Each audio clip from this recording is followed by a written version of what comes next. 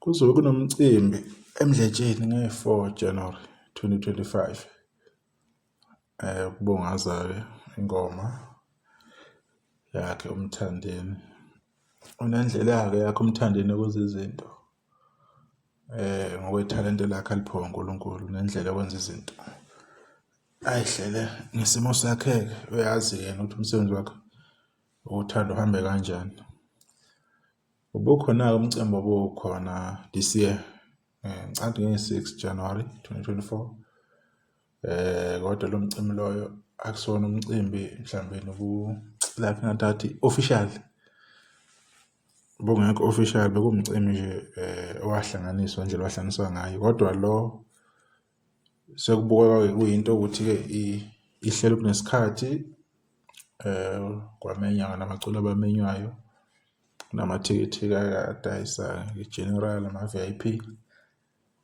Iy'nhlelo zakhona-ke ziyazo-communicate-wa-ke nabantu ukuthi kuzohamba kanjani okunye nokunye. Siyakhumbula-ke ukuthi kulo nyaka kuke kwaba namavidiyo e-live ayenziwe yiyo le nsizwa kaManqele lapho yayikhuluma-ke. Asazi noma incokola noma yikhulumela nje nabalandeli bakhe, kungekho kubi. Kodwa-ke kuneminye imibuzo-ke eyavela-ke laphana kwi-live, indaba zokuthi yini ngenza umcimbi. Wakuveza ukuthi bayahlupha abahlonishwa uma kufunakala uxhaso, kuba ney'nkinga. Manje umhlonishwa umthole sekunika isikhiye ethi nizohlangana kuphi ehhotela. Shuthi umhlonishwa usefuna ukwenza ezinye izinto engalungile, so wathi yena ngeke akwenze lokho.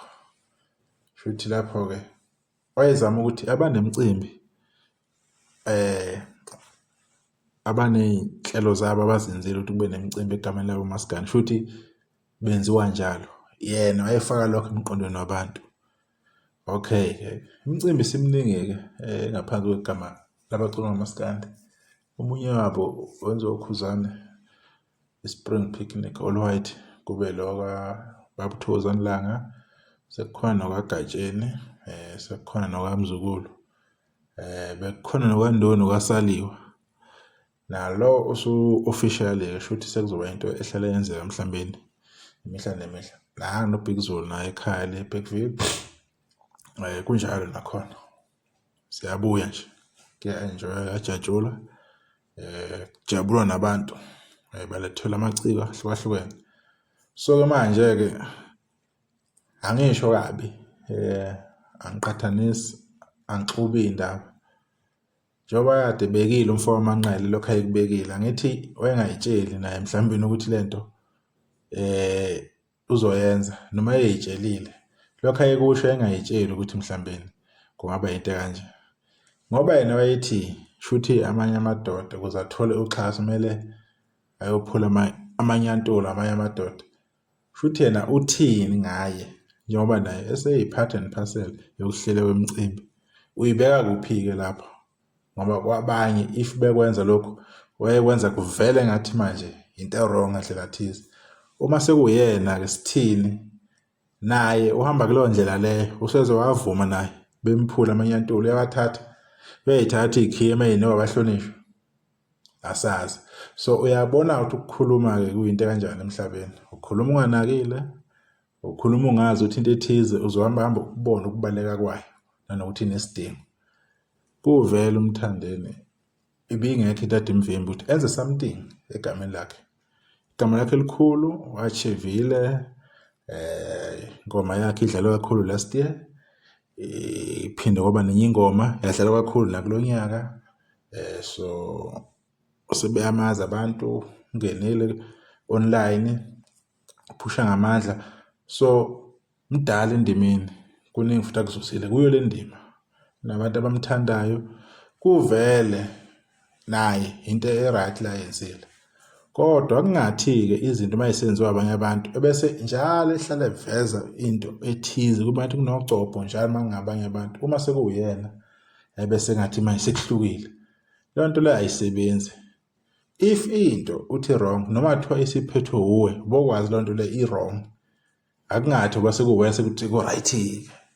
Imicimbi-ke isi-right ngoba sekuwena nawe usuyipart and parcel yazo. No, still iyabheda.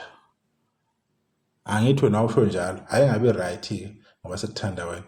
We can't pick and choose ukuthi into i-right nini better nini. Ayibe right ngaso sonke isikhathi, ibe wrong ngaso sonke isikhathi. So ngingajabula uma leyo ngqondo le ingaphela uma kunento isenziwa omunye umuntu kuthiwa iyabheda. Bheda kanje ayikho. Ukhozi belibheda last year. Selo right-ke this year.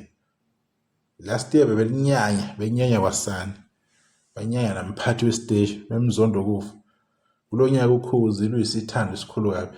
So akungagcina ngathi manje asizazi ukuthi sithini ngathi amakhanda mhlambene asekho sure ukuthi wenzakalani.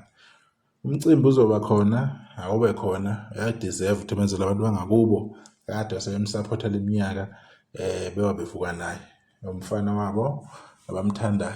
Enze something egameni labo. Bezo enjoy abantu eduze umcimbi bobuka eduze. Bonke labaculi bajule ukubabona ku TV, at least bebabone eduzana. Kunabantu abangasoze baye emcimbini. Ikude imicimbi kuyadura ukuya khona kudinga imali, indawo yokulala. Yabona nje kuyiprocess nokuba semgwaqeni. So yabenzela ukuthi kube lula. Kuba khona umcimbi uzohamba kahle. Abangakaveli kuyipost abasazo edwa. Then-ke bese kuyapheliswa. So bekuyilokho nje bafowethu. Into mayiyinhle enziwa abanye asiyincoma singayixeki. So that noma siyenziwa uwe kube lula ukuthi siyincome singawufaka ubhathi.